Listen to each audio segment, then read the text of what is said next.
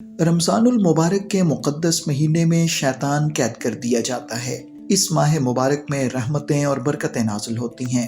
کچھ ہی سال پہلے کی بات ہے کہ رمضان المبارک کی آمد کے ساتھ ہی کس طرح نماز، روزہ اور تراویح کا اہتمام کیا جاتا تھا۔ سحری اور افطاری سے کچھ دیر قبل ٹی وی پر اسلامی معلومات پر مبنی پروگرامز نشر کیے جاتے تھے۔ افطاری کے بعد گھر اور مساجد میں نماز اور تراویح کے اہتمام کے بعد لوگ سونے کی تیاری کرتے تھے تاکہ سحری میں بروقت اٹھ سکیں۔ لیکن ایسا لگتا ہے کہ رمضان المبارک کی یہ خوبصورتی کہیں کھو گئی ہے۔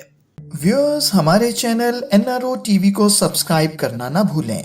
ہماری ویڈیوز کو لائک کریں اور شیئر کریں۔ اپنی قیمتی رائے کمنٹس میں ضرور دیجیے۔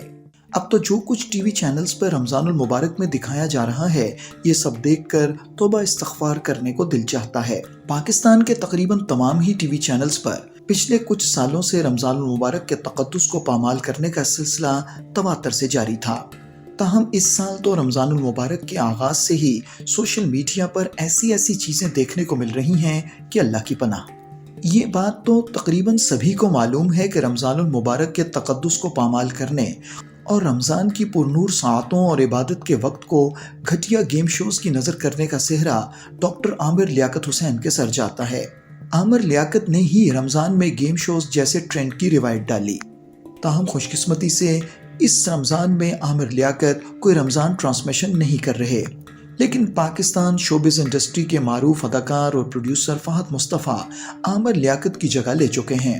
عامر لیاقت کے نقش قدم پر چلتے ہوئے فہد مصطفیٰ بھی پچھلے کچھ عرصے سے رمضان المبارک کے مقدس مہینے میں گیم شوز کرتے آ رہے ہیں، لیکن اس بار تو ریٹنگ کے چکر میں وہ اس قدر گر چکے ہیں کہ انہوں نے ماہ مقدس کا بھی احترام نہیں کیا۔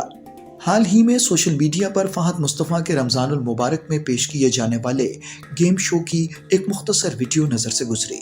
ویڈیو میں اداکار بڑے ہی فخر سے ٹی وی پر نشر کیے جانے والے اپنے پروگرام میں اعلان کرتے ہوئے دکھائی دے رہے ہیں کہ ان کے شو میں شریک اداکار اعجاز اسلم کا لائیو گیم شو میں پاجامہ پھٹ گیا۔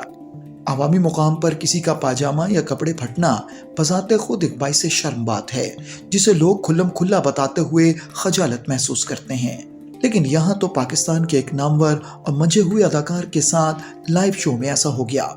لہٰذا شو کے میزبان کو ذمہ داری کا مظاہرہ کرتے ہوئے اس بات کو چھپا لینا چاہیے تھا اور ٹی وی پر اس کی تشہیر نہیں کرنی چاہیے تھی، لیکن ہمارے میزبان تو مزے لے کر اس بات کو کیمرے کے سامنے اس طرح بیان کر رہے تھے جیسے یہ کوئی بہت ہی مزیدار واقعہ ہوا ہو جس کا پورے پاکستان کا جاننا بے حد ضروری ہے۔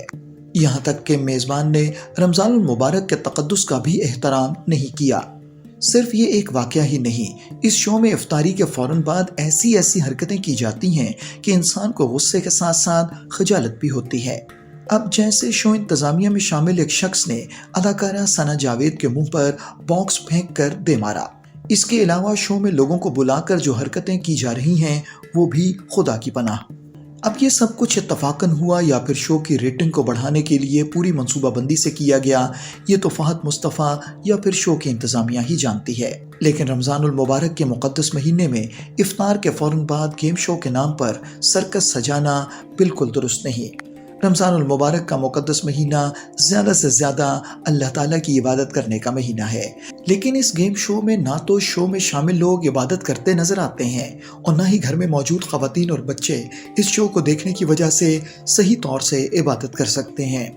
رمضان المبارک کے آغاز سے قبل کچھ خبریں میڈیا پر آئی تھیں کہ رمضان المبارک میں وزیر مذہبی امور کی جانب سے عوامی حلقوں کی شکایت پر رمضان کے پروگرامز میں احترام کو ملحوظ خاطر رکھنے کا مطالبہ کیا گیا تھا، لیکن نہ جانے کیوں اس مطالبے پر عمل درآمد نہیں ہو سکا۔